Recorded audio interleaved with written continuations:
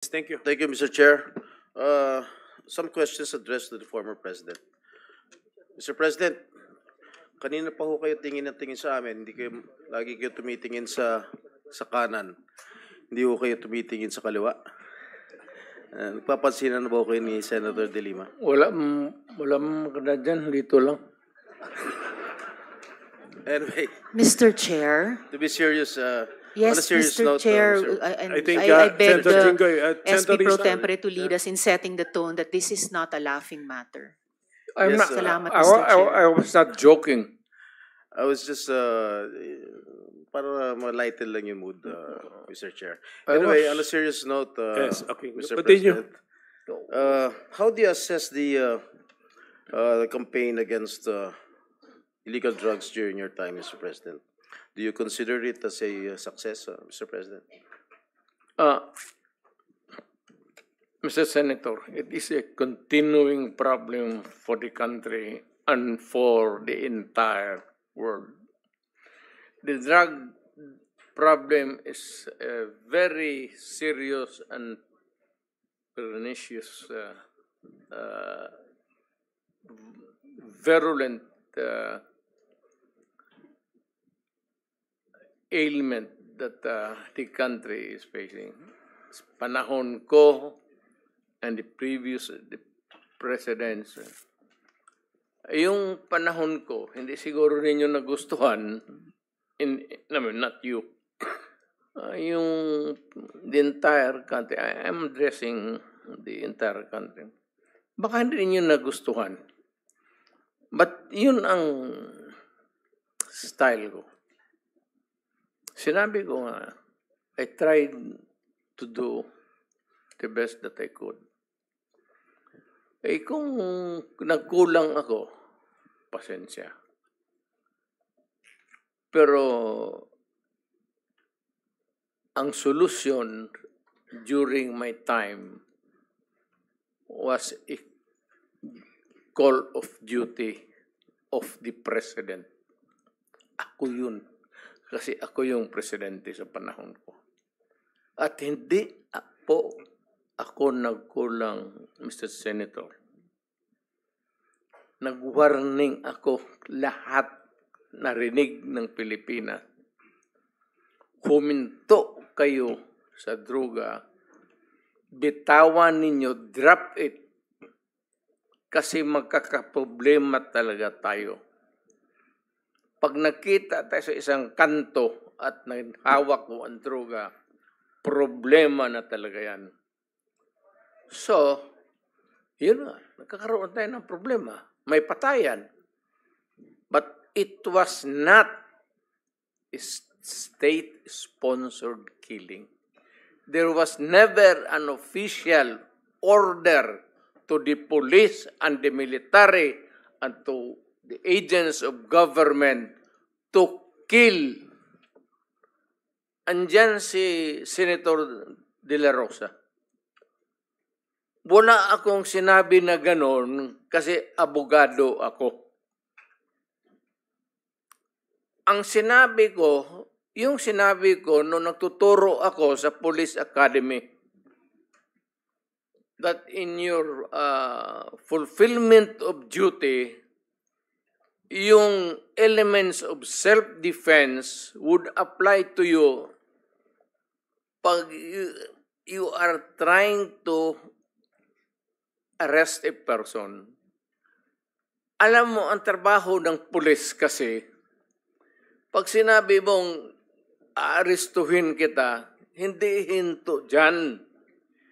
The police must arrest and overcome the resistance para madala mo yung kriminal doon sa istasyon at mabok mo para makulong. Yan ang problema at naawa ako sa mga pulis. Hindi mo masabi, bitawan mo yung baril at pag hindi sumunod, sabihin lang ng pulis, o sige, bukas makita tayo dito, huwag ka nang magdala ng baril. Hindi yun ang tinuro ko sa kanila. Nagtuturo ako sa Police Academy. Yan, lahat yan sila dumaan sa akin. Yan, because yan ang turo ng sa College of Law. That's the law. Kung ano yung sinabi ko sa pulis, batas yan. Walang compromise dyan when you are arresting a person. If he resists, pag ayaw magpa-aresto, you have to overcome him. His resistance. Ngayon, pag lumaban, nagkaletse-letse, may baril, may magpatayan talaga. Kaya yan ang problema ng pulis, kaya naawa ako. Kaya ako rin nandito, guns, siguro, paano na rin ng God sent yung invitation ninyo. Naawa ako dito sa mga pulis na tinatawag ninyo at inaano ninyo, yung trabaho ng pulis kasi involves personal contact. Walang trabaho sa pulis, sabihin niya, halika dito, bitawan mo yan, mag-surrender ka, sumama ka sa akin. It is always a confrontation, and if the other guy is armed, there will always be kamatayan or injuries. Mr. President, if I may... Yes, sir. Kasi napapanood ko kayo sa TV, nung hindi pa ho ako senador, during your term, na meron ho kayo sinasabi, ubusin ko kayo, papatayin ko kayo. Ano po ibig sabihin? Sino po yung uubusin ninyo? Sino yung papatayin ninyo? Ito ba yung mga user, mga pusher ng illegal drugs? Yes, sir. Lahat. Hold-upper, kidnappers. Hindi lang sa drugs? Hindi lang droga, sir. Mhm. Lahat po. When I was mayor, kalaban ko lahat ang criminals. Huwag naman yung mga staff. Wala akong alam dyan mga... yung mga tseke-tseke. Yung mga kidnappers sa Mindanao po, marami yan. At yung mga lawless elements doon, when they go on a rampage, they take over the entire municipality.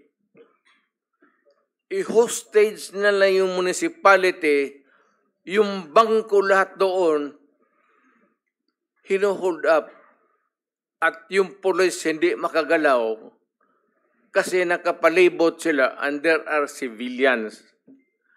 And they cannot start a war because the civilians eventually will be killed in the process. Pati sila. Nung sinabi niyo pong uubusin ko kayo lahat, papatayin ko kayo lahat, ito ba ho yung naging resulta kaya marami hong naging patayan, Ginoong Pangulo? Literally, yes. So, pero wala ho kayong inuutos sa mga dating chief of police ninyo, Sir, chief of PNP na pumatay? warning lang na istorya mo lang yan, sir. Chismis lang ho? Alam mo, pagka mayor ka o presidente ka, pag sinabi mo, hoy, huminto kayo dyan, masama yan, illegal yan, walang mangyari sa syudad mo. Pag sinabi mo, huminto kayo, papatayin ko kayo. Pag hindi sila huminto, of course, the police would come in. Sabihin ko sa police, pag naghawak ng baril, ito yan sila, dumaan yan sa Davao lahat. Koy, pati, ito, si Danao, lahat yan sila, dumaan ng Davao. Ang order ko talaga sa kanila, pag maghawak ng baril, patayin mo na para one less criminals. Bukas mag-hold up na naman yan, may poproblema na naman tayo. Ganon rin sa pusher. So, Ginoong Pangulo, nung mayor po kayo ng Davao, do you confirm the existence of the Davao Death Squad? No, sir. Wala ho Wala. Davao Death Squad. Oo, So ano no, po yung no. iniimbestigahan ni former Senator De Lima nung siya chairperson ng Commission on Human Rights? Well, Ang iniimbestigahan po niya yung DDS, if I'm correct. Am I correct? I don't know how the term was coined. Senator De Lima, were you investigating the Davao Death Squad when you were chair of the CHR? Yes, that was the But focus. the former president doesn't confirm the existence of the Davao Death Squad. That has been his position nung tinanong ko ho siya, nung nag-appear siya sa public inquiry, na there's no such thing as DDS. But there are people, there are witnesses who said that there is such a thing as Davao Death Squad. It may not be the correct term, or it may not really be or explicitly called the Davao Death Squad. Who But, who coined that name, that phrase, the Davao Death Squad? I think it was media, it was certain sectors, certain groups. But it was not the CHR which you headed before, Madam Senator. We knew it to be as Davao Death Squad because of the various reports. But it did not originate from us, the term Davao Death Squad. What is clear to us is that there was this group of assassins, and some of them are actually part of the Davao City Police Office. And there are also the Abanteros, the assassins themselves, with respective handlers. And already, Mr. Matubato and Mr. Yeah. Las Cañas, If I may cut you, Madam Senator, may quick interjection on those si Senator. Okay, Tiveros. our rules on interjection, ganito ha, I will have to ask the permission of the senator who has the floor Yeah, if okay you lang. want. And then, please limit it to maximum of 2 and very related to the topic that we're discussing, okay? So, Kahit one lang, Mr. Chairman. 1 or 2. Kaya, One lang. you want to? Yes, yes, okay, please. Senator Risa Ontiveros is recognized. Salamat kaayo, Mr. Chair.